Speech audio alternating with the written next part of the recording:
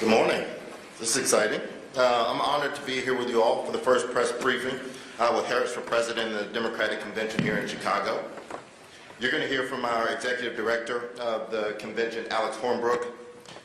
You're going to hear from Senator Chris Coons and Congressman Cedric Richmond. Both Senator Coons and Cedric Richmond are co-chairs to the Harris for President campaign. But before we get into the business of this briefing, I want to give you guys a brief rundown of some of the voices you're going to hear from tonight. Every day we'll give you a preview of some of the voices that you'll hear from, and later in today we'll provide you with the full program and a few surprises along the way. These are voices that represent our broad and diverse coalition and the issues that matter most to voters, the same issues that Vice President Harris has spent her entire career fighting on behalf of.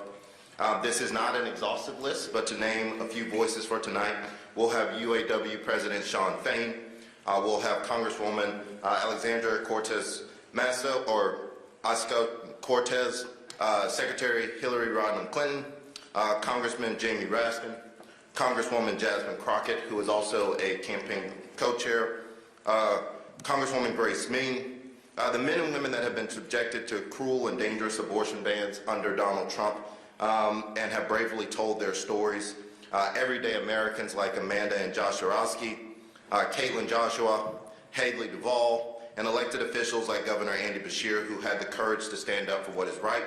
You'll also hear from Senators Warnock and Senator Chris Coons before we hear from President Biden later in the evening.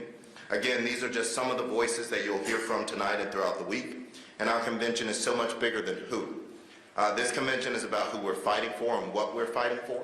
And so tonight we're going to talk a lot about freedom.